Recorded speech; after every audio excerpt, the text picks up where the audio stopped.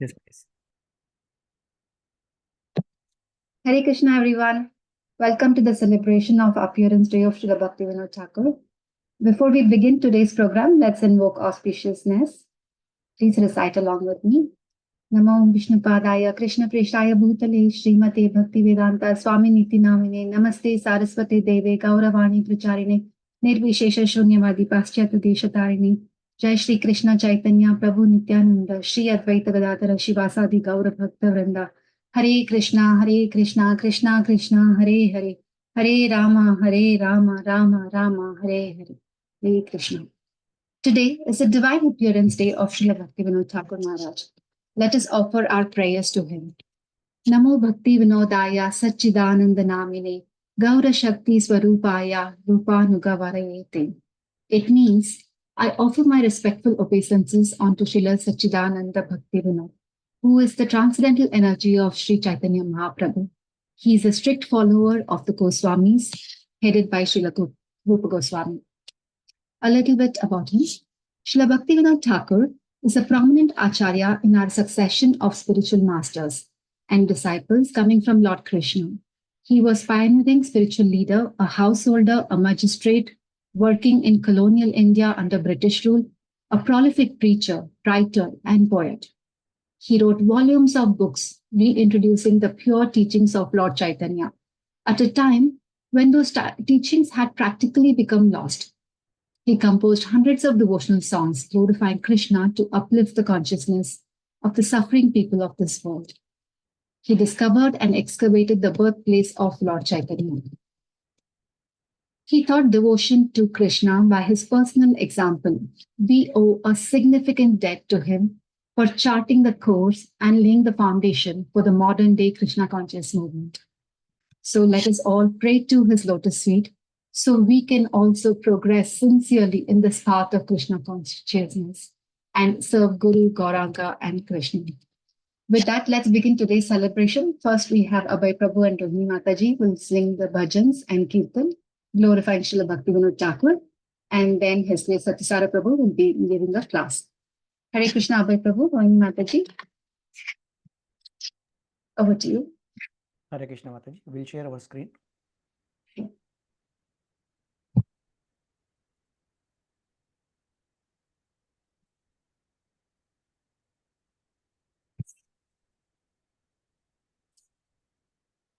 So we will sing the famous bhajan, Jiva Jago, Jiva Jago.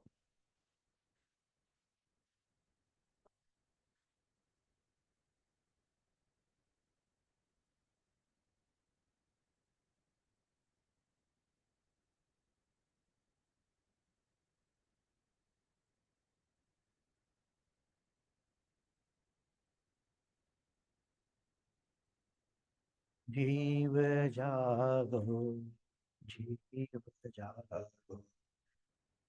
Gaura Chandra Bho, Jiva Jago.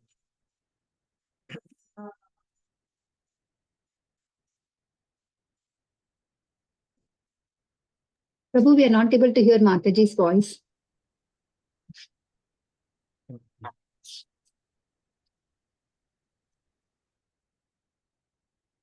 Samidra Jao Maya, Pishachira Go.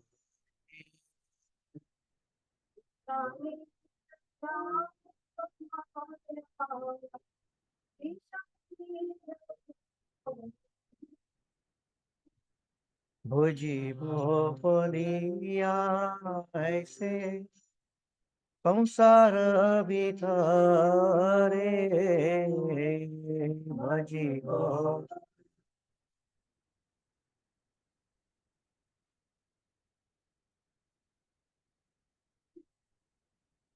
बोलिया रहे तुम्हें अविचारा भाव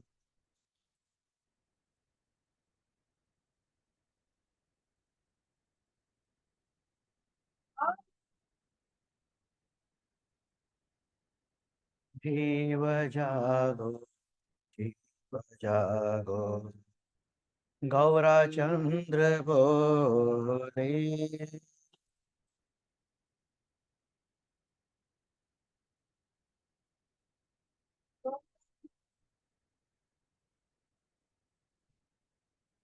তোমারে লইতে আমি হইনু অবতার।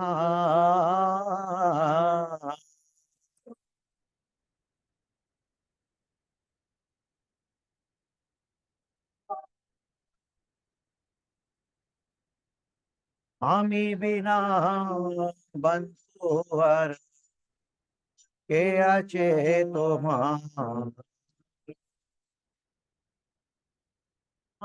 বন্ধু আর কে আছে তোমার। জীব জাগো, জীব জাগো, গৌরাচন্দ্র ভোলে। ऐनेची औषधी माया नशिबार लागे।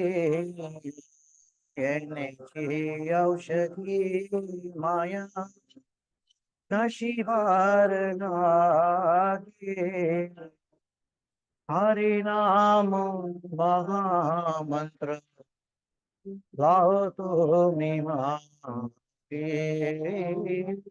हरि नाम महामंत्र लाओ तुम्ही मागे। जीव जागो, जीव जागो, गौराचंद्र भोले। भक्ति विनोदा प्रभु चरणे पड़िया। भक्ति विनोदा प्रभु चरणे पड़िया। हे हरि नाम मंत्र गाइलो मांगे क्या। हे हरि नाम मंत्र गाइलो मांगे।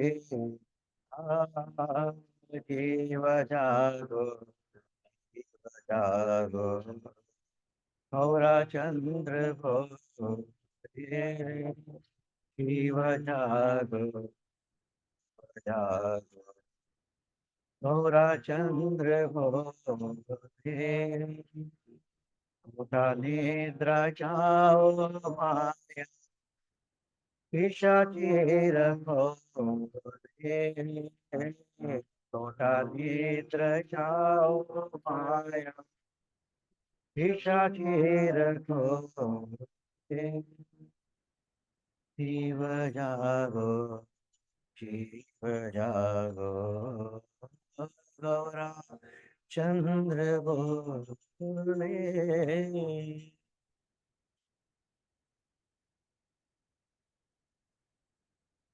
So we'll sing another bhajan by Srila Bhaktivinoda Thakur. This bhajan is called Gopinath. Very, very beautiful and sweet bhajan. This is a very long bhajan. So with the time constant, we just picked and choose some of the stanzas from that bhajan.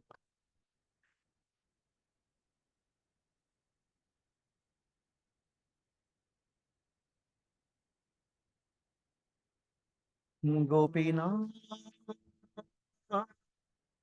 Gopinath,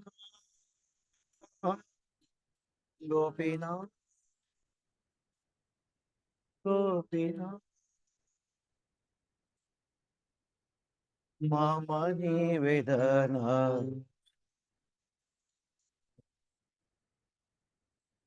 Mama Nivedana,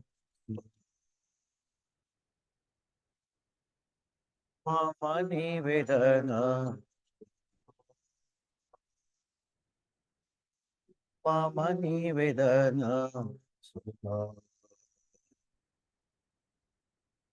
Vishayidujana, Sada Kamaragata, Vishayidujana, सदा काम रख किचु नाहि मोर किचु नाहि मोर किचु नाहि मोर किचु नाहि मोर गोपीनाथ गोपीनाथ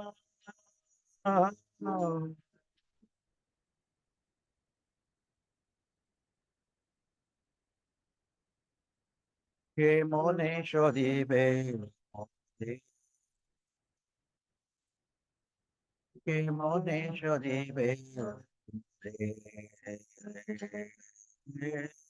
के मोनेश्वरी बे के मोनेश्वरी बे आजाद भगति कर्मे जड़ मोती ना जाने भगति कर्मे जड़ मोती पड़े ची संसार पड़े ची संसार गोपीनाथ गोपीनाथ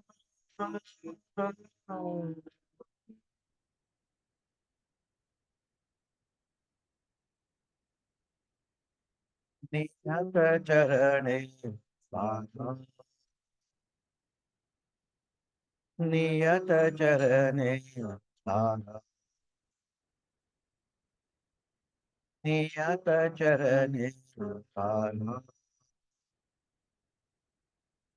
नियत चरणे आगे पमार कांडिया कांडिया मागे पमार कांडिया कांडिया करोगे करुणा करोगे करुणा Gopinath Gopinath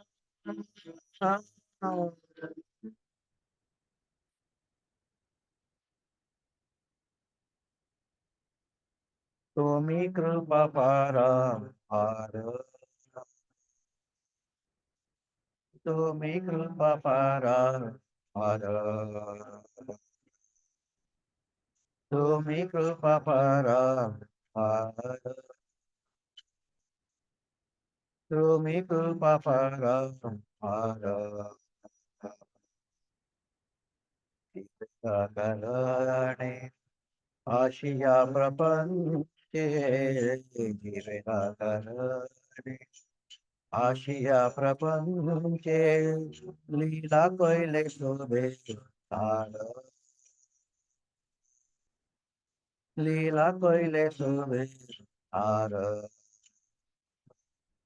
Gopinath Gopinath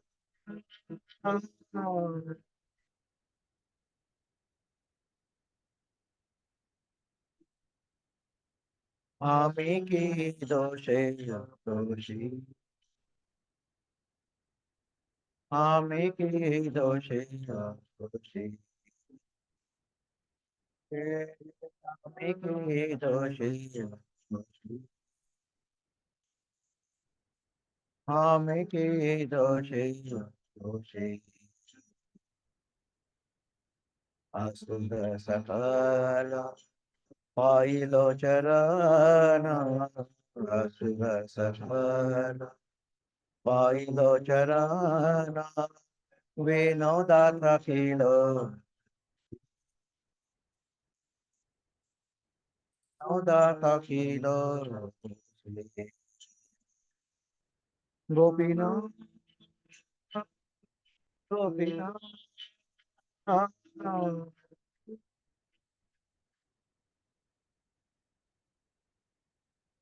Gopinath Gopinath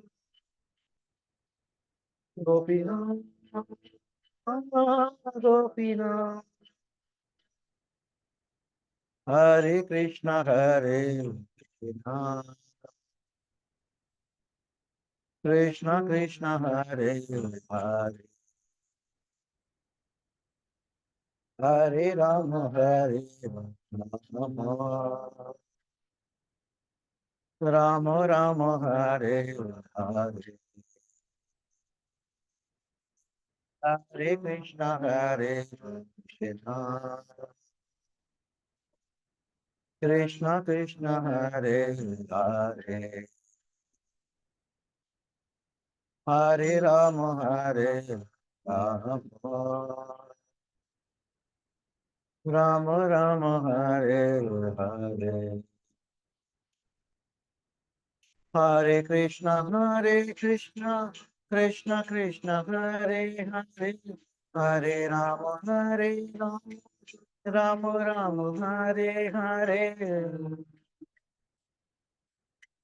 Krishna Krishna, Hare Hare, Hare Rama, Hare Rama, Rama Rama, Hare Hare, Hare Krishna, Krishna Krishna, Hare Hare, Hare Rama, Hare Rama, Rama Rama, Hare Hare, Hare Krishna, Krishna Krishna, Hare Hare, Hare Rama, Hare Rama, Ram Ram, Hare Hare, Hare Krishna, Krishna Krishna, Hare Hare, Hare Ram, Hare Ram, Ram Ram, Hare Hare, Hare Krishna, Krishna Krishna, Hare Hare, Hare Ram, Ram Ram, Hare Krishna, Krishna Krishna, Hare Hare, Hare Ram, Ram Ram, Hare Hare. Hare Krishna, Krishna Krishna, Hare Hare, Hare Ram, Ram Ram, Hare Krishna, Krishna Krishna, Hare Hare, Hare Ram, Hare Ram, Ram Ram, Hare Hare, Hare Krishna, Krishna Krishna, Krishna Hare Hare, Hare Rama, Hare Rama, Rama Rama, Hare Hare, Krishna, Hare Krishna, Krishna Krishna, Hare Hare, Hare Rama, Hare Rama, Rama Rama, Hare Hare.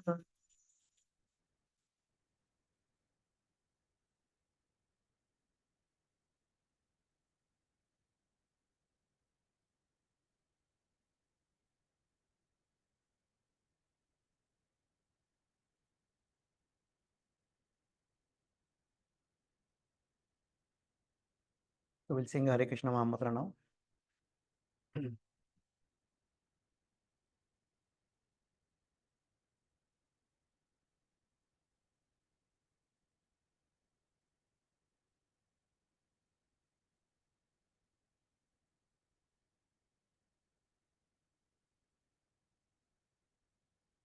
Hare Krishna, Krishna Krishna, Hare Hare, Hare Rama, Hare Rama, Rama Rama, Hare Hare, Hare Krishna, Krishna, Krishna Krishna, Hare Hare, Hare Rama, Hare Rama, Rama Rama, Hare Hare Krishna, Krishna Krishna, Hare Hare, Hare Rama, Hare Rama, Rama Rama, Hare Hare, Hare Krishna, Krishna Krishna, Hare Hare Rama, Hare Rama, Rama Rama, Hare Hare, Hare Krishna, Hare Krishna, Krishna Krishna, Hare Hare, Hare Rama, Hare Rama, Rama Rama, Hare Hare, Hare Krishna, Hare Krishna, Krishna Krishna, Hare Hare, Hare Rama, Hare Rama, Rama Rama, Hare Hare. Hare Krishna, Krishna, Hare Hare, Hare Rama, Hare Rama, Rama Rama. Hare Hare. Hare Krishna, Krishna Krishna, Hare Hare, Hare Rama, Hare Rama, Rama Rama, Hare Hare. Hare Krishna, Hare Krishna, Krishna Krishna, Hare Hare, Hare Rama, Hare Rama, Rama Rama, Hare Hare. Krishna, Krishna Krishna, Rama Hare Rama, Rama Rama Hare Hare.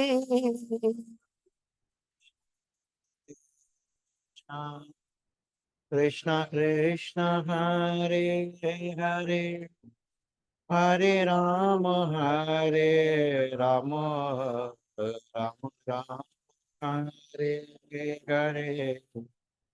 Hare Krishna, Krishna, Krishna Krishna, Hare Hare, Hare Rama, Hare Rama, Rama Rama, Hare Hare.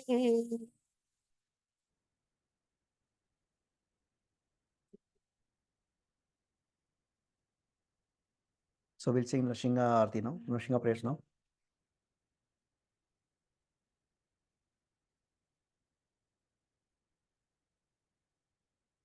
Namaste Narasimhaya, Praladalaye. Namaste Narasimhaya, Praladalaye. Hiranyakashe Purvamshaha, Vilatampadpralaye. Hiranyakashe Purvamshaha, Vilatampadpralaye. O Nashimo, Bharato Nashimo, Rato yato yami tato nashimo, ito nashimo, parato nashimo. Rato yato yami tato nashimo, pahe nashimo, hridaye nashimo. Nashima mani sharanam prapade, pahe nashimo, hridaye nashimo. Narasimha Madhyam Sharanam Prapade, Vakara Kamalavare Nakamakuta Shimha, Ralita Hiranya Kashipo Dhanubhrinta, Keshavadita Narahari Rupa, Jaya Jagadish Hare, Jaya Jagadish Hare, Jaya Jagadish Hare. केशवदीता नरहरिरूपा जय जगदीश हरे, जय जगदीश हरे, जय जगदीश हरे। जय नरसिंहदेव, नरसिंहदेव जय, Narsimhade Jaya Narsimha Jaya Narahari Jaya Narahari Jaya Narahari Jaya Narahari Jaya Bhakta Prahlad Jaya Bhakta Prahlad Jaya Bhakta Prahlad Prabhupada Prabhupada Jaya Jaya Prabhupada Nitai Gaura Haribo Haribo Nitai Gaura Haribo श्रीमदे भगवान की जय भक्ति विघ्न विनाश श्रीमदे भगवान की जय प्रहलाद महाराज की जय श्रील प्रभुपाद की जय गौर Premanandi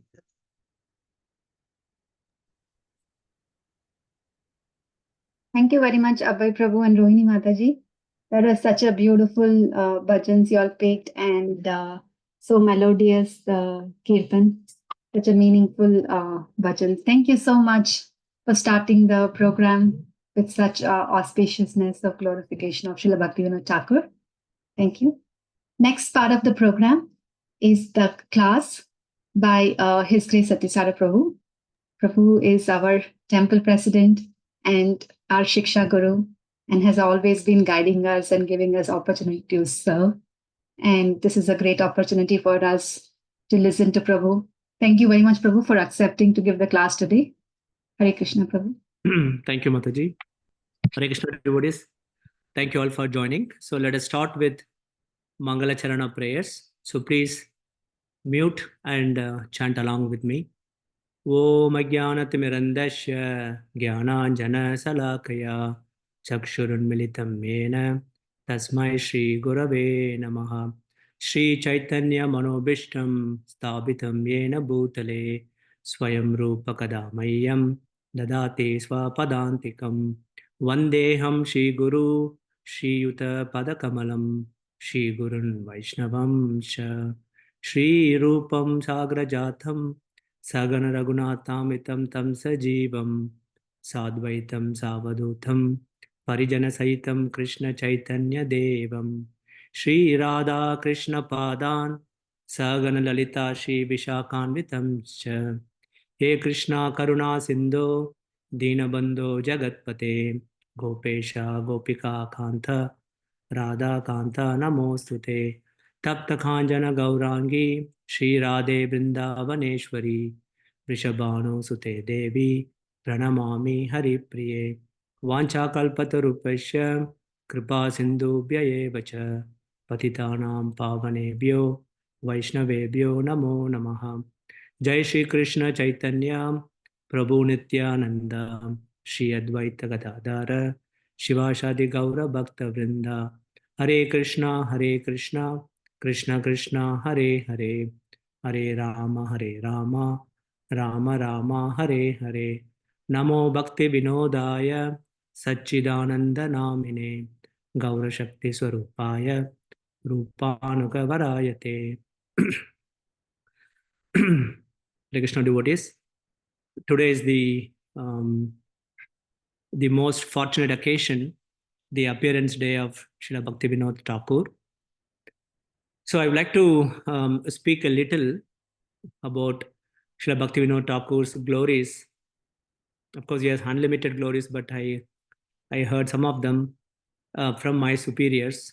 And I also wanted to share some realizations and the reflections that I have about Bhaktivinoda Thakur's life, teachings, and also contributions to Gaudiya Vaishnavism. So Srila Bhaktivinoda Thakur is, as you all know, greatly empowered and one of the most prominent acharyas in the Gaudiya line, in the Gaudiya Vaishnava Sampradaya. So the scriptures talks about the prominence of the previous acharya. There are two aspects of the prominence. So the first aspect is that they have written so many literatures on our Siddhanta, on our philosophy. So that's one aspect of the prominence. And the second, more importantly, is because of their great devotion.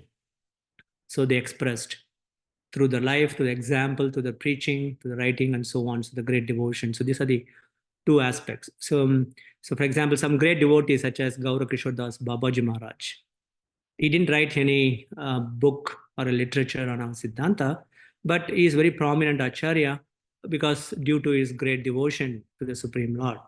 So on the other hand, Srila Bhaktivinoda Thakura was a prolific in his devotional writing, and also throughout his life he was very devoted to the Supreme Lord Krishna and the Lord Chaitanya, and we can see from his work they're very important for the explanations of Suddha Bhakti or pure devotional service. So of course, I'll explain this in a minute, but I just want to set the stage. So that's why he's very prominent Acharya on both aspects, the great devotion and also the contribution to the creation of the literature on our Siddhanta. If you look at the history of Gaudiya Sampradaya, after Chaitanya Mahaprabhu and a few hundred years after the Goswamis of Vrindavan passed, we have the appearance of course, some great acharyas appeared, but the very prominent acharyas that we are aware of is Vishwanath Chakravarti Thakur, made a huge contribution to the propagation of Lord Chaitanya's mission. Then, of course, Baldev Vidya Bhushan around that time. So both of them made a huge contribution of the literature of our Sampradaya. Then after that, again, the next big Acharya or prominent Acharya who appeared in our Sampradaya was Srila Bhaktivinoda Thakura. So it's pretty interesting if you read the biographies of Bhaktivinoda Thakur. One famous biography is the Seventh Goswami by Rupa Vilas Prabhu. So it beautifully explains that. So Srila Bhaktivinoda Thakur appeared close to the modern era. And also from the Lord Chaitanya's time to the present day, the society has largely changed. No other acharyas before Bhaktivinoda Thakur had this challenge, because society is pretty much a traditional society. Even during Lord Chaitanya's time, six Goswamis' time, Vishwanath Chakravarti Thakur's time, Baldev Vidya Bhushan time, the society was pretty much a traditional society and followed the traditional, the Vedic tradition. But Bhaktivinoda Thakur was the first Acharya to face this challenge that there's a radical change the way the society was operating. And when Lord Chaitanya was there was a Muslims who were dominating India. So, but later on the British, when they came, they conquered the whole of India. So it was this period Srila Bhaktivinoda Thakur appeared. So Srila Bhaktivinoda Thakur was referring to this, born in Christian era 1838 in Ulagram. It used to be called Ulagram. Right now it is Birnagar in West Bengal. He remained in this world up until 1914. And even during his lifetime, Bhaktivinoda Thakur was recognized as a most prominent Gaudiya Vaishnava in the world at that time. It's pretty astonishing even at that time. So his accomplishments were tremendous. We'll go through some of them. And more importantly, the senior devotees who wrote biographies on Bhaktivinoda Thakur, one of the prominent themes is that his character was impeccable. So the accomplishments and also his devotional character. And his realizations, of course, were very, very deep. His accomplishments were many. So such a great Acharya. So we don't see very often, if you see the history of Gaudiya Vaishnavas or Gaudiya Acharyas, we don't see very often the Acharyas like Bhaktivinoda Thakur appearing on the surface of the earth. It's very rare. Extremely powerful and profound teachings they gave it to us. So I was reflecting on this point. So we all are practicing bhakti today in the US, or the people who are practicing all over the world, fortunately by the divine grace, A.C. Bhaktivedanta Swami Srila Prabhupada. But there would be no ISKCON temples without or teachings of Lord Chaitanya presented in the way it is presented or available to us, without Srila Prabhupada's great efforts. And perhaps for us, there would be no Srila Prabhupada without the efforts of his spiritual master, Srila Bhaktisiddhanta Saraswati Thakur, and who was working on the orders of his father, Srila Bhaktivinoda Thakura, to fulfill his mission. So, and therefore, there would be no Srila Bhaktisiddhanta Saraswati Thakur if there were no Bhaktivinoda Thakur. So you can understand the impact of Bhaktivinoda Thakur in our lives. So we are so much indebted to His Divine Grace, Srila Bhaktivinoda Thakur.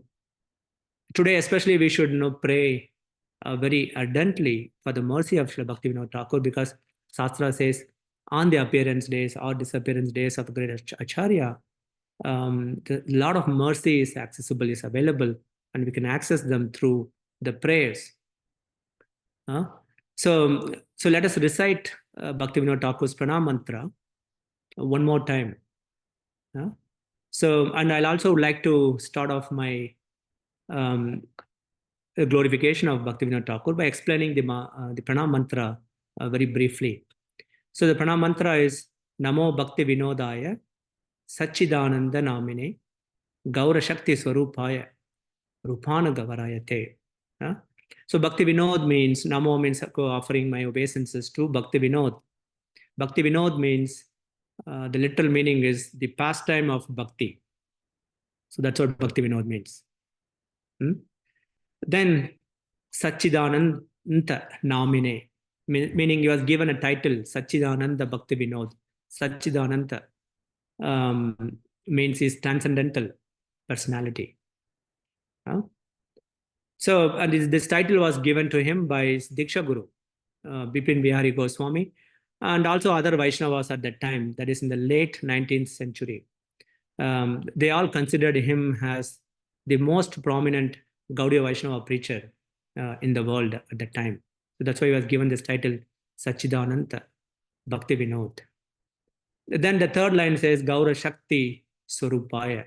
Gaura Shakti, it means is glorified as the personification of, or in other words, you can, in the Sanskrit, you can understand it like this, the essence of Gaura Shakti. But Gaura Shakti is nothing but Bhakti Shakti. If you see in Puranas or Upanishads, you can see this term, Bhakti Shakti. So Gaura Shakti equals to Bhakti Shakti. So the point is, no one can spread Shuddha Bhakti or Krishna consciousness, pure devotional service, without being specifically empowered by the Supreme Lord Krishna himself, or Lord Chaitanya. So that's why there's a very famous verse in Chaitanya Charitamrita. It says, Krishna Shakti Vina Nahe Tara Pravartana, meaning without being authorized by Krishna, one cannot preach the glories of the holy name of the Lord, or without being infused with Krishna Shakti. One cannot preach the message of Lord Chaitanya. So there is no question that Bhaktivinoda Thakur is specifically empowered by the Lord. Then the Pranam Mantra says, the last line is Rupanuga Varayate.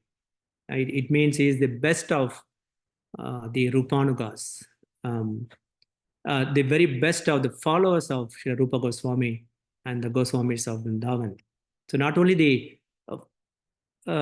follower in the literary sense, but also the follower in the sense of spreading the mission of Goswamis of Vrindavan forward. So that's the very important point, Rupanuga Varayate. So there is an open order Lord Chaitanya gave to all of us. Lord Chaitanya has given everyone the open order. What is that? Since the last 500 plus years, the order is there. The order is Yare Deka Thare Kaha Krishna Upadesh. This is the open order for everyone. Meaning, instruct everyone you meet or you encounter to follow the teachings of Lord Krishna. Yare Deke Thare Kaha Krishna Upadesh. So the Goswamis of Vrindavan took the order of Lord Chaitanya seriously. And through the orders of Lord Chaitanya, they were sent to Vrindavan And they were instructed to, of course, excavate the places of pastime of the Lord. And also they were instructed to compose so many bhakti literatures. So by studying those literatures, we can advance in Shuddha Bhakti, advance in pure devotional service. And if you read the Goswamis' literatures in the deep sense, you can advance in Raganuga Bhakti, the higher Bhakti. That is the hallmark of the contribution of Lord Chaitanya and his immediate followers. Yes, Goswamis address the sadhana bhakti for conditioned souls like us, but you also transition to Raganuga Bhakti by the mercy of Guru and Krishna, by developing a genuine love for the Lord. So if you want to advance to Raganuga Bhakti, then we absolutely need to study the literatures of Goswamis.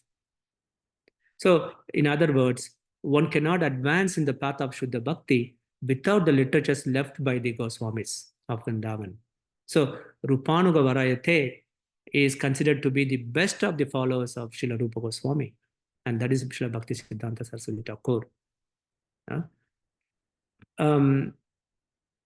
And also Bhaktivinoda Thakur, that is Bhaktivinoda Thakur. Srila Bhaktivinoda Thakur is the pioneer actually for spreading Krishna consciousness all over the world in many, many ways.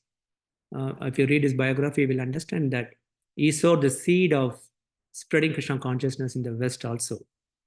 I'd like to discuss some of them. So as Veena Mataji was saying in the introduction, he wrote many books, more than 100 books. Bhaktivinoda Thakur, he wrote such a deep philosophical compositions, as Tattva Sutra actually. And also Tattva Viveka is another beautiful explanation of the aspects of bhakti. Harinam Chintamani, talking about the glories of the holy name. Jaiva Dharma, and there is a Chaitanya Sikshamrita. So he wrote so many wonderful books. He also wrote so many wonderful songs, Vaishnava songs, such as Charanagati, the song collection, beautifully the 6 limbs of surrender, or 6 steps one has to take to achieve the complete surrender of the Lord. Gita Mala, Gita Vali, there are so many wonderful songs he has written. He was so proficient in Sanskrit, Bengali, of course, and also in English. So he wrote the literatures in all these 3 languages so wonderfully. And I was reading and hearing about his glories, and I was looking at the strategies that he used to spread this Krishna consciousness, or revive the Gaudiya Vaishnava Sampradaya, and also spread the Krishna consciousness. If you see, he took a very different or new approach. That is, he took the works of Goswamis, so that the people of modern age can understand them, and therefore he made a systematic explanation of the various aspects of pure bhakti explained by the Goswamis in the literatures. So if you read Nectar of Devotion, yes, Rupa Goswami also, Srila Rupa Goswami systematically explained the pure bhakti. And also if you read Jiva Goswami's like a Sandarbha, Sat Sandarbhas, a beautiful explanation of different aspects from Srimad Bhagavatam. What Bhaktivinoda Thakur did is he took those works, Rupa Goswami's works and Jiva Goswami's work and other like Raghunath Goswami's work, and he analyzed it very nicely and explained them to the modern world. And he also attempted to make a new literary form expressed. That's very amazing if you see his preaching strategy. That is, he wrote in a story form to inspire people about the teachings of Lord Chaitanya. So one of that is Prema Pradipa. I think I would recommend everyone reading that. So that tells the story of a young Bengali person goes off to Vrindavan, meets various people there. So like that, he tells the experience of bhakti, how one can gain bhakti and so on in a story form. And the another work is Jaiva Dharma actually. It's largely philosophical, but it is within the setting of a story again. And also another important feature, at least for me, reading Jaiva Dharma, is within that there is some discussions which are not covered in detail in the works of the 6 Goswamis of Vrindavan. For example, one section, Bhaktivinoda Thakur deals with the teachings of the Muslims and compares that to the teachings of Lord Chaitanya. So he explains beautifully the bhakti and karma. In this way, he wrote many types of work, and some of them in an essay form, the prose, and some of them in a poetry form, because some people like to read the verses and so on, especially people from the traditional culture. So in all of his works, we see his deep devotional attitude. At the same time, you also can see the analytical mind. It's a pretty good combination. Deep devotion and a deep analytical mind. I'll give an example. In Harinam Chintamani, he explains each of the nama aparats, the offenses committed to the holy name, in beautifully, very analytically. And everything he says is from the scriptures, but explains each aparat so nicely from references from different scriptures. And he also explains explains in detail the concept of Namabhash chanting. Namabhash means you understand that you should avoid these 10 offenses, Namapara, to the holy name. And we chant the names. We are sincere about it. We want to avoid the offenses, but we are also ignorant in the sense that our heart is contaminated with so many desires. So we are trying our best to chant without aparat. So that's what Namabhash stage means. And we are also ignorant in the sense that we don't quite understand things precisely, meaning we don't have a proper knowledge about chanting, proper knowledge about Krishna, proper knowledge about the process of bhakti, because of the impurities we have in our heart. So that is the stage of Namabhash. So if you see, Namabhash is explained to some extent in Sri Chaitanya Charitamrita, but not much explanation is given there. So Bhaktivinoda Thakur devotes the whole chapter in Harinam Chintamani to explain the Namabhash.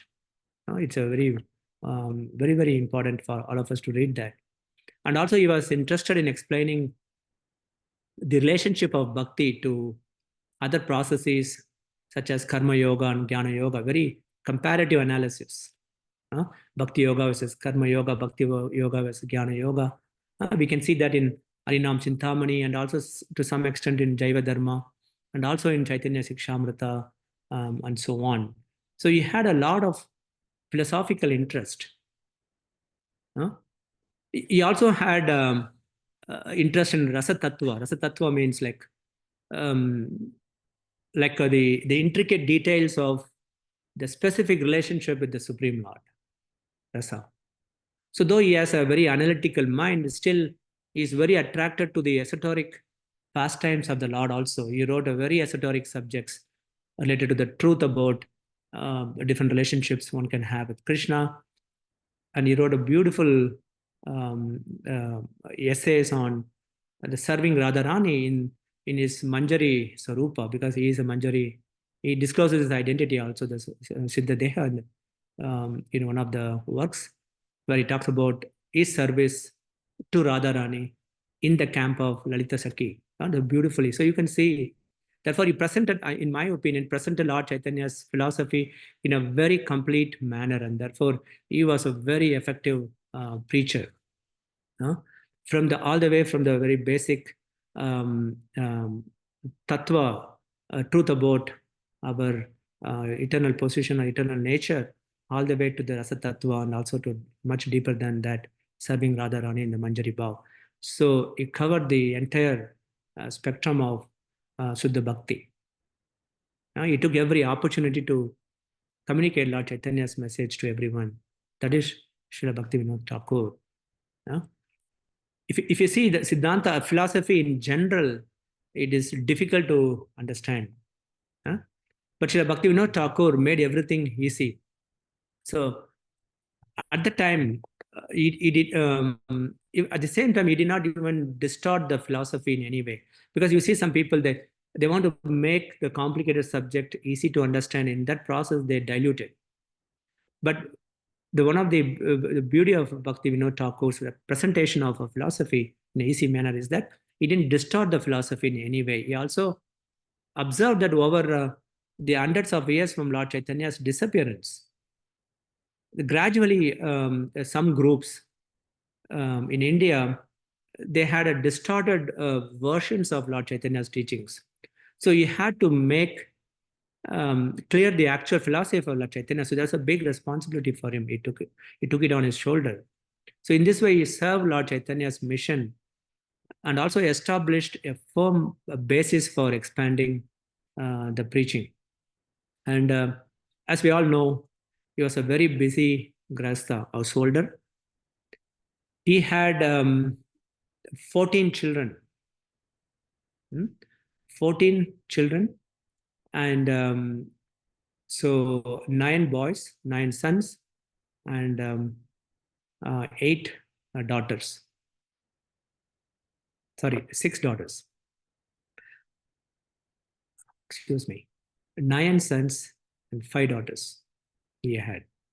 So in addition to that, he was also a district magistrate appointed by British. So he was very highly placed, even from a material point of view. So if you see his early days, it was pretty fascinating. From the childhood, he was educated in English in the town around Navadvip. Then his maternal uncle, who is also a poet and a very good writer, he sent Srila Bhaktivinoda Thakur to Calcutta for higher studies at the time there. In Calcutta, Bhaktivinoda Thakur was exposed to many ideas, especially in those days, the Western ideas, the Western values, the Western institutional paradigms, and the Western technology, that is the science, and so on. So all these things were brand new to India, and it was fascinating for the young minds, and especially for Srila Bhaktivinoda Thakur. So from his history, we can see that he excelled in English. He studied English literature, by the way, and he came in contact with, in Calcutta, newly rich Indians such as Keshav Chandra Sen, Ram Mohan Roy, Ishwar Chandra Vidyasagar, and many others. So the Indians were British educated Indians and were very infatuated with the Western ideas and the Western learnings. This was happening at the time. So in the beginning of the class, I was talking about the cultural change was happening, and that's due to the British Raj, or when the British conquered India and they started to bring in all these Western values and Western learnings to India. They set up the entire education system is based on British educational system. So Bhaktivinoda Thakur came into this association. So he socialized, and in fact, it turned into a cosmopolitan in this association. So, however, he has a great interest in traditional culture also. So that's the interesting point. Though he was very, turned into a cosmopolitan in that association of this British educated Indians, he also had a great interest in traditional culture and devotion at the same time. So he was studying English literature. He was also studying Western philosophies. He was very fascinated by that. And he studied Christianity in detail. So in those days, there was I'm just going in a shorter path because of the time. There was an emerge of Christianity all over the world because this the British missionaries, they came to India and they started to spread Christianity all over the India actually. So there was an emerge of Christianity, and also the emerge of Brahma Samaj, meaning the tweaked forms, I'm going to put it like this, tweaked forms of Hinduism or reformed Hinduism, also called the Bengali Renaissance, to counteract the spread of Christianity in India. So the tweaked forms of Hinduism or reformed Hinduism are spreading all by the British educated persons. So in one sense, there was a great confusion among people about what to do, because there was a decline in traditional culture and predominance of the Western culture taking place in India at that time.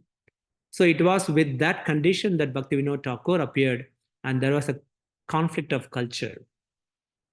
So, and all these confusions, what happened is made everything impersonal at the time. India used to be completely based on Vedic culture, and because of this, the British invasion, and it is turning into an impersonal way of living. So, and also people started to look down upon the traditional Vedic culture. There's an attack on the roots of Vedic culture at that time. And especially the traditional Indian faith was looked down upon, in particular the Vaishnavism. So some senior devotees say there's a dark age for Vaishnavism, especially Gaudiya Vaishnavism at that time.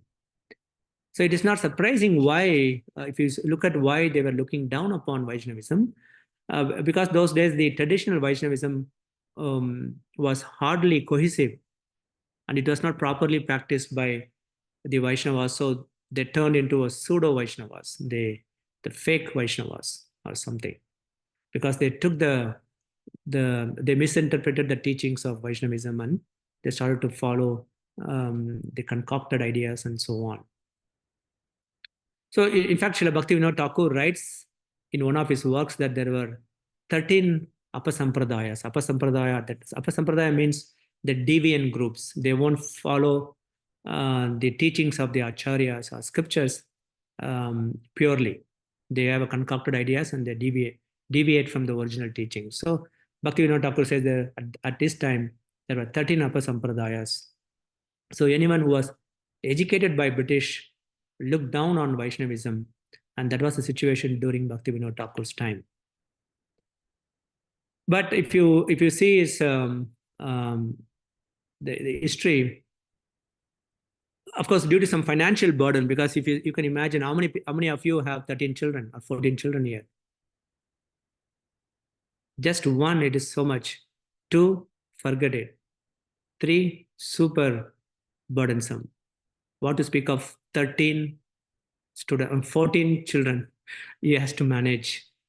So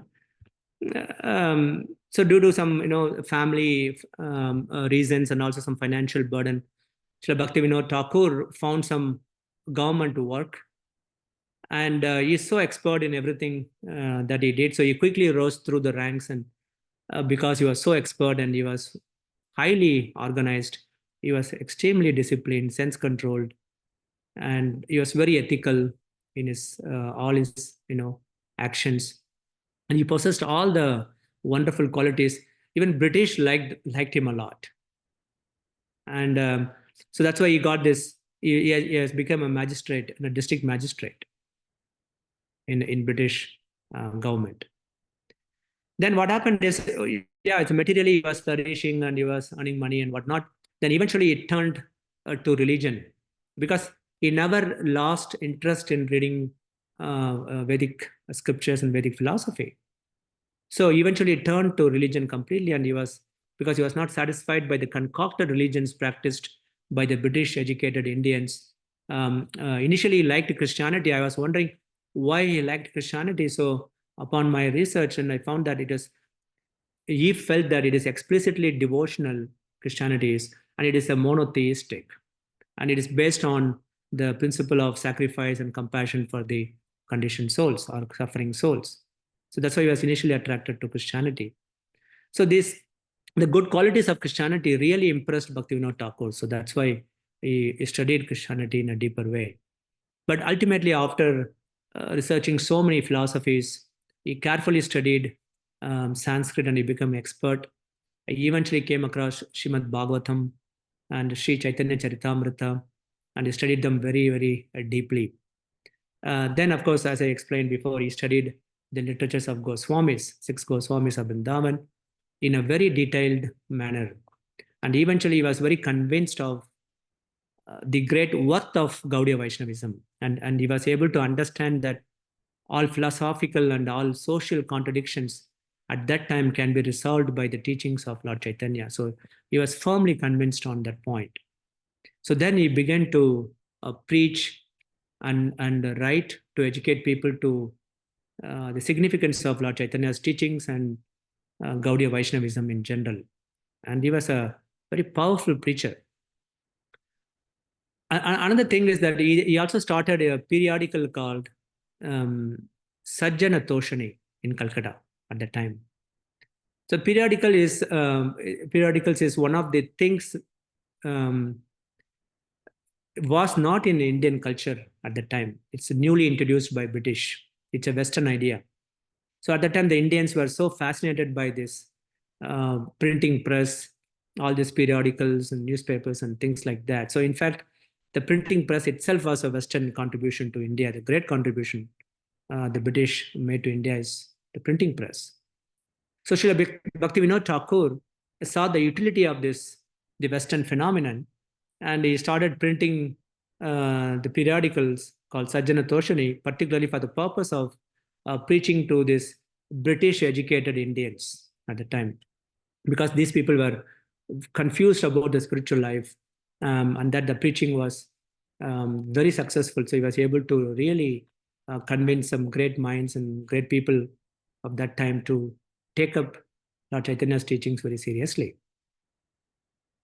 But if you analyze it properly, his preaching strategy was twofold actually. And he was preaching to the Western educated people who live in urban area. So that was his first focus, the people who live in cities. Then he was also preaching to people who lived in villages. But nowadays, if you, anywhere in the world, but especially in India nowadays, not that many people live in villages anymore.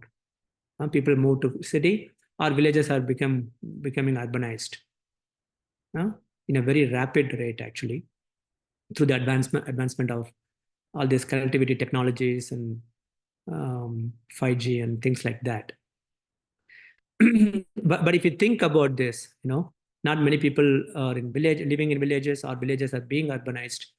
Why? Because the precursor to the global domination is the cultural marginalization and establishing the capitalism all around the world. That's the reason. So the resultant effect is everyone is pretty much urbanized. But anyway, but in Bhaktivinoda Thakur's time, there were villages in its pure form, and people still were practicing the traditional culture. So for them, he had a special strategy, a special mode of preaching, that is Namahatta system. So for urban people, he had these periodicals and he used to give lectures and classes and so on. For people who lived in villages, he had this Namahatta preaching. Namahatta preaching, of course, originally devised by Lord Nityananda actually. But anyway, Bhaktivinoda Thakur took that concept and just,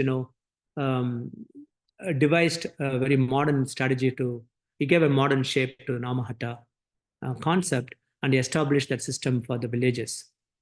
It was a very successful program, and if you read his biography, he had more than 500 Namahatta preaching programs running parallelly at that time. Namahatta means like devotees assemble at someone's house or some common place, and they do Kirtan class, association, and some prasadam like that. It's like a Bhakti Vriksha. So it was a very, very successful program that he established. So both for urban people and also for village people.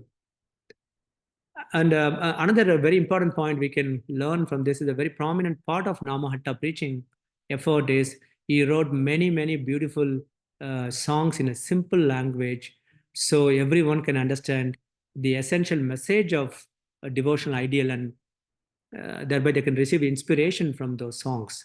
So that's we got benefited because he wrote so many beautiful Bengali songs so that the village people can understand in a simple language, but very deep philosophical marvels. And he created that for Namahatta programs. And now today we are taking inspiration from those songs. So and he was specifically empowered for that purpose. So he wrote so many nice books that I covered before. So by this time, Srila Bhaktivinoda Thakur accumulated so much respect among the the Vaishnava community or the devotee community, and he had so much influence within the community actually because of his contribution and his purity in devotion. So in spite of his very busy schedule, because he due to district magistrate duties and the family duties, he found time to write regularly. It's very astonishing to see that how many hours he spent writing books or literatures. Can anybody guess when you would write? What time you would write? Probably after 2 o'clock in the morning. After 2 o'clock in the morning. Good. Any other guess? 12 to 4 at the night. Yeah. Yeah, 4 o'clock to 8 o'clock. 4 o'clock, like that. Yes, of course. He has a big window, but he will start to write in the middle of the night. So he'll start at 12 o'clock and it goes till 4. Then it takes half an hour break from 4 to 4:30. So this is an example. And so my understanding is those who are thirsty for the mercy of Lord Chaitanya and those who are eager to establish the mission of Lord Chaitanya in this world and push it forward, they make it a priority. Some or other, eating, sleeping, and other things are not a priority actually. Yes, of course, we need to have a healthy body. So eat enough to keep the body and soul together and sleep enough to be healthy so that we can preach. But the primary priority is to push the mission of Lord Chaitanya forward. And this Srila Rupa Goswami calls laulyam. Laulyam is not a material laulyam. Laulyam means greed. So here is a spiritual greed. There is a verse, Srila Rupa Goswami says, there's a statement, Tatra laulyam api mulyam ekalam, meaning the intense spiritual greed to obtain Lord's mercy is needed to advance in bhakti. And that's what we can see in Srila Bhaktivinoda Thakura. And this is a big lesson for all of us. We don't need to imitate his schedule, which we cannot also.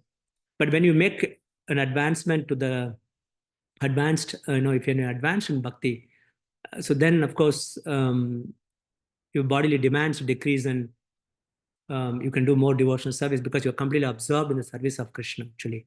So that is because of the spiritual greed, laulyam. So whatever I explained so far about Bhaktivinoda Thakur and his preaching success, it was not easy going for him because nothing is easy in this world, in this material world. And even for acharyas also. Even in the life of Srila Prabhupada, we have seen how many hardships, how many obstacles Prabhupada has faced to establish ISKCON movement. Same for Bhaktivinoda Thakur also. And of all the obstacles, I want to call out this one.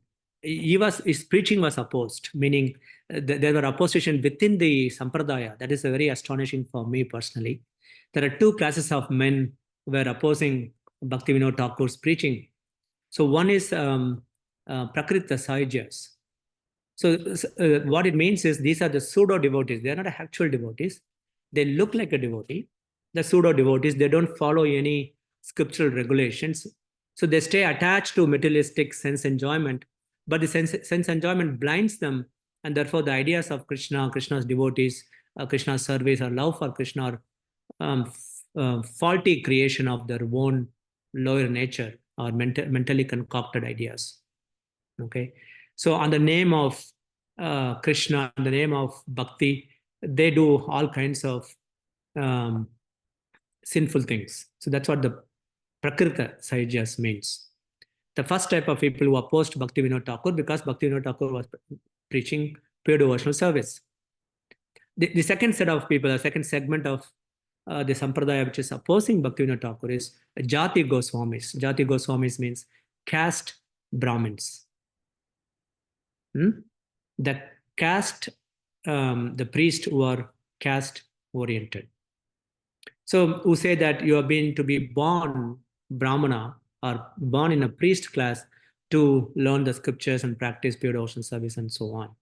So Srila Bhaktivinoda Thakur recognized that these two classes of men who have selfishly motivated and misleading the ideas can eventually impede the development of pure bhakti, Shuddha Bhakti within the heart of the devotee. So he recognized it. So he struggled to oppose those. He wrote many essays in Sajjana Toshani periodical and other places on the topics of sadhana bhakti and topics of diksha and so on.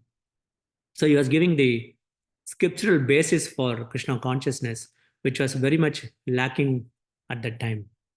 So from this, we can understand that the conditioned souls always have a tendency to dismiss the scripture. It's a big lesson for us. So when we get some success in our preaching or in anything we do in bhakti, we get pride, we become very proud. And in that process, we may also deviate from the teachings of the scriptures. So very important. Do not listen. That's what Srila Prabhupada says. Books are the basis. And it is very easy to ignore that. Generally in our movement, people go for book distribution. So what they think is Prabhupada books are for only selling. They don't read them. That's why Prabhupada said this. Books are the basis. If we are going to distribute books, we should know what the book is. If you know the book, if you read the book, you can distribute it effectively. But generally devotees think that we are going to sell Srila Prabhupada books, get the money or get the contacts or whatever. They don't read them. Because we don't read them, we can easily head into the same direction the Gaudiya Vaishnava Sampradaya went in the 19th century and 20th century. So you have to be very, very careful, especially this generation and the next generation, the generation after, or generations to come. We have to read Srila Prabhupada books before we distribute. It doesn't mean that you cannot distribute until you read it, but at least, read the books, put an effort to read all Srila Prabhupada books. Very important. I would put it like this. It is our sacred obligation. And if we have some taste, ruchi, then it is a pleasure to dive deeply into our bhakti scriptures. Srila Prabhupada says, our scriptures are a definitive science of bhakti yoga. It's a beautiful statement. They're not a sentimental philosophy. It is a science. So it's our sacred obligation. So we have to take time to read Srila Prabhupada books and understand our philosophy nicely and also practice it. Anyways, Srila Bhaktivinoda Thakura opposed this Prakrita Sahajyas and other deviant groups. So later in his life, he relocated to Mayapur, which was lost. And as you all know, he rediscovered the birthplace of Lord Chaitanya, Yogapith. So practically speaking, one night he had a vision. He looked over the Jalangi River. On the banks of Jalangi River was Bhaktivinoda Thakur's house. He saw a beautiful golden city full of lights. And he saw it was, he was very inspired by it. Then he researched to figure out what he saw. He found out that it was actually the birthplace of Lord Chaitanya in the Antardvip, which is Mayapur now. So this is another one of his phenomenal contribution to Gaudiya Vaishnavism. So he gave Lord Chaitanya's birthplace to us. So as I said in the beginning, that he was a pioneer in Western preaching because he sent his books overseas to some famous personalities, famous universities, in the United States, United Kingdom, Canada, Germany.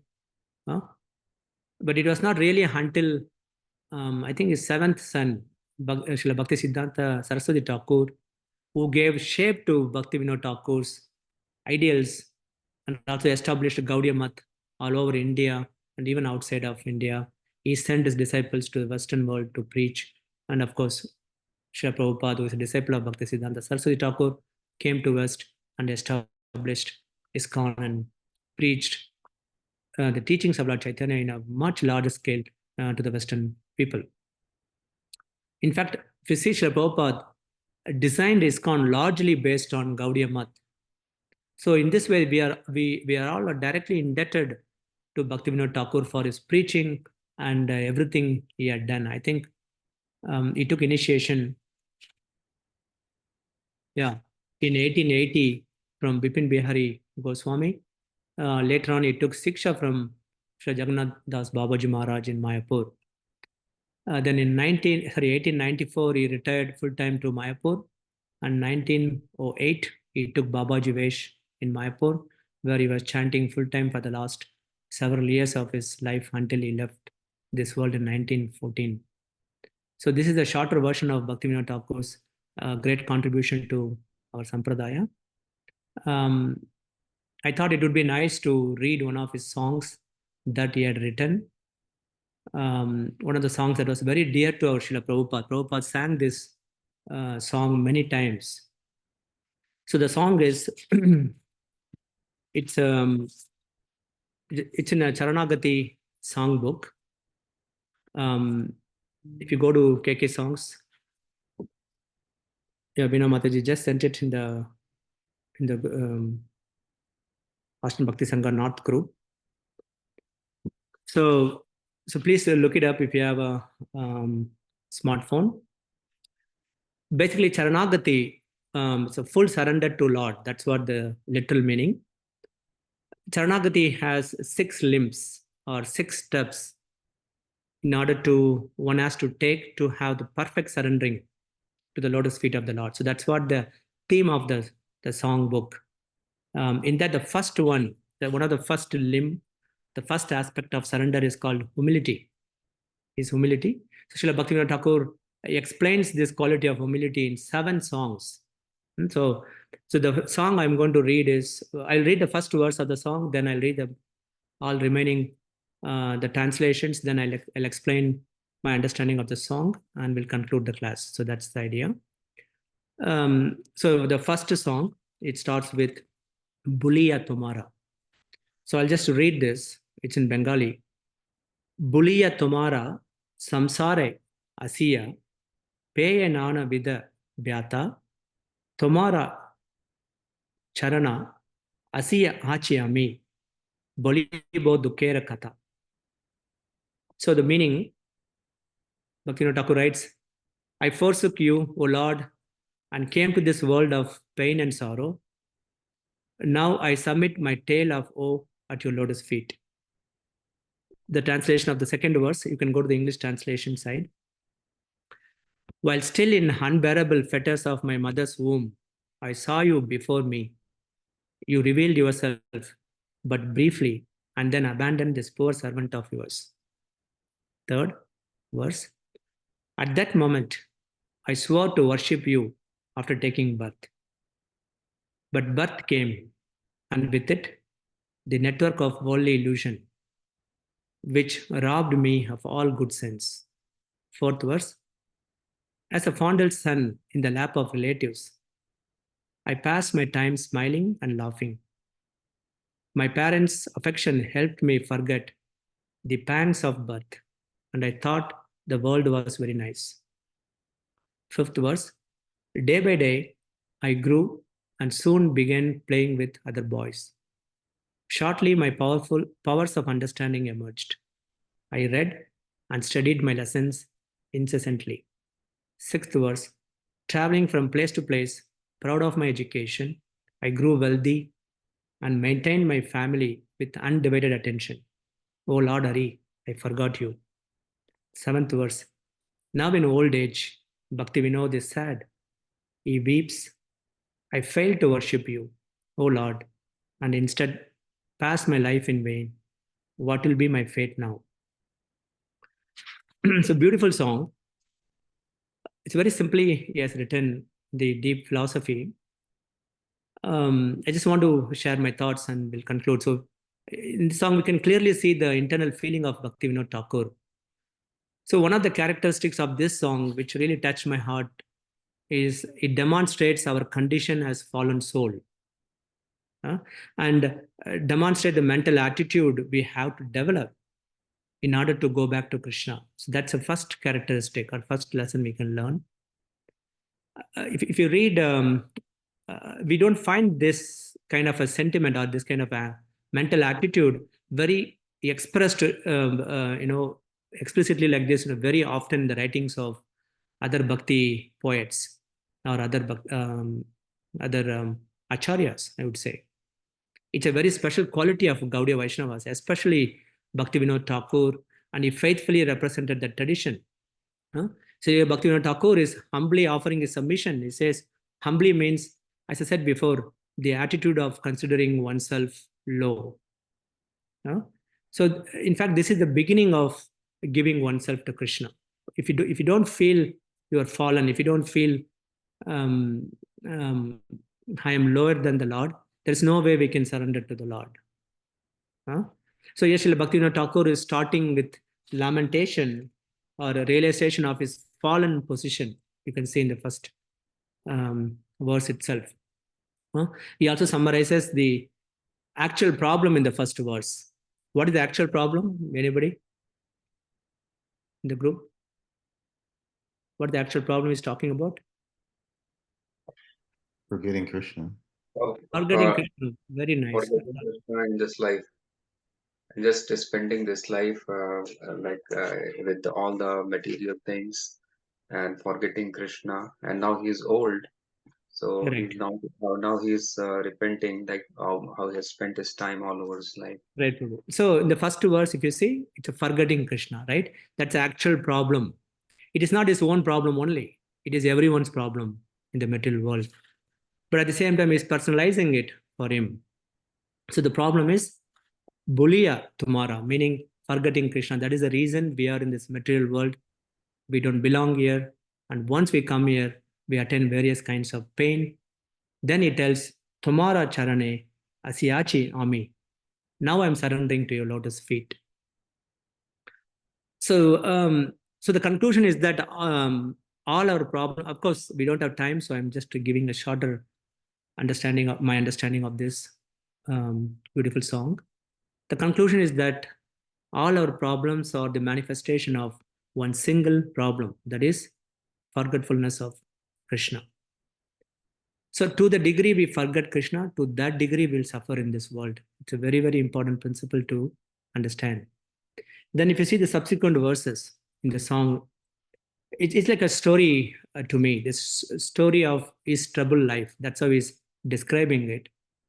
But if you look at it, it is nothing but the story of our lives with all of the troubles also. It's an outline of our life is what is depicting in this beautiful song. Here we were born, grew up, we did whatever we did. So he tells that when we were in our mother's womb, we were in a suffering condition. The child in a mother's womb is it's a very terrible condition. Bhagavatam talks about that third canto. So the child is, when he was in a suffering condition, praying to the Lord that you would never forget him after we were born. So please, my dear Lord, please release me from this condition. But as soon as we come out of the womb, what happens? We fell into the net of illusion, think that this material world is going to keep us happy and we can enjoy here. And thus we forgot the Lord. And then there is no trace of any knowledge left once we came out of mother's womb. Because when we are in mother's womb, we are praying, my dear Lord, I will not forget you. Please release me from this condition. But when we came out, we forgot him. So that's what Srila Sankaracharya also says, Bhajagovindam prayers, very beautiful, famous prayer. Punarapi jananam, punarapi maranam, punarapi janani jatare sayanam. Meaning, the conditioned souls, because of forgetfulness of Lord Hari, Murari, they take birth, they go through all the sufferings in life, they die, then again, they go into the mother's womb and just suffer there. They pray to the Lord, when they come out, they forget the Lord again. So this happens again and again. So then if you see, Bhaktivinoda Thakur is talking about from the affection of our parents and other relatives, we forgot everything. And then we started to think that this material life is very nice. Then we grew up, we went to school, we studied in school, college, got degrees. Then gradually we become very learned in the material knowledge. Then we started working, collecting money. Now we got family, we got a house. So far, everything looks very good. Then Bhaktivinoda talks about the problem. That is Bulino Tomare Hari. In this process, even though I was going through material pains and sufferings, but I think that I have a hope I can enjoy in this material world. I forgot you. So we forgot Krishna in the midst of all these things that is happening, maintaining the family, respectable position, earning money, money in the bank. So this is the disaster. That's why Bhaktivinoda Thakur is lamenting at the end in this song, that is lamenting because of forgetting Krishna. And this is our situation also. If you think about it, this is a dreadful point or a painful situation for us. Huh? Because even if you think that you're getting all kinds of happiness in the material world, at the end you're going to leave everything behind and die. So Krishna very emphatically declares that in Bhagavad Gita. What is the verse? Brahma bhavana loka punaravartino arjuna mam upatyatu kaunteya punarjanmana vidyate. From the highest planet in the material world down to the lowest, all are places of misery. There is no doubt, very, very clear. It declares it very, very clearly. Why? Because there's a repeated birth and death takes place. And between birth and death, there is so much suffering. And the birth itself is a suffering, death itself is a suffering. But Krishna says, Mam upatyatu kaunteya punarjanmana vidyate. So one who attains to my abode, oh son of Kunti, never takes birth again. So who will understand this dreadful point? Only Vaishnavas can understand this. Because we have Vaishnava gurus, we have Vaishnava acharyas. Others cannot understand that they are in a dreadful condition. They think everything is good. Even if they have a slightest inkling that they are suffering, they cannot understand that it is because of forgetting Krishna. That is another point. What a disaster. So then Srila Bhaktivinoda Thakur finishes the song with a line that Na bhajiye thore dina brita gero. It means, not worshipping you, my days were uselessly gone by. So many days. I don't even think about Krishna. I just enjoy my material life, or I'm fully focused on gaining material things. So now Bhaktivinoda Thakur, of course, his Acharya is representing our life. He's saying that what would be my destination? So that's the whole situation of the conditioned souls at the old age. So anyway, in this is just a sample, one song we took, and quickly I went through it. There are so many songs Bhaktivinoda Thakur wrote in a simple way for people like us to understand life, understand bhakti, understand the importance of bhakti, and practice purely and achieve the highest destination. So in this way, Srila Bhaktivinoda Thakur wrote so many wonderful literatures for us. He is the root of all our bhakti practice. He is the root of our preaching, and therefore we are truly indebted to him. So we are very fortunate to have such an illustrious Guru Parampara with such exalted Mahabhagavat Acharyas. So we should take this opportunity and perfect our life in this very life. So with that, I'll conclude here. Srila Bhaktivinoda Thakur Maharaj ki jai. Srila Prabhupada ki jai. If there are any questions, I can take one or two.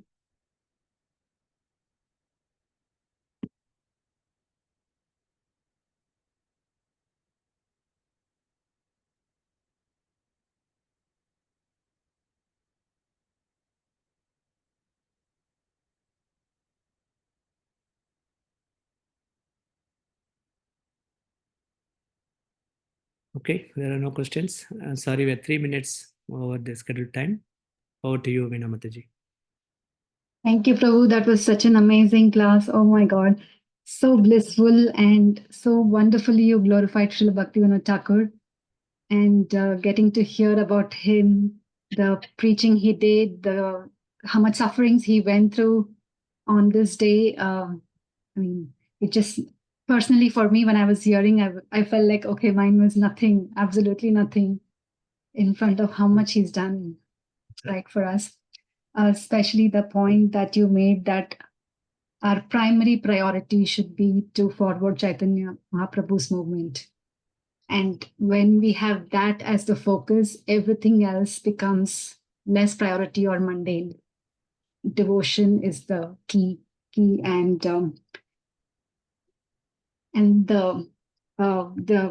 sorry, I'm getting so emotional. The song was so beautiful, and the point you made in the end, how many days, how many lifetimes we have spent without thinking of Krishna. So that is very, very powerful.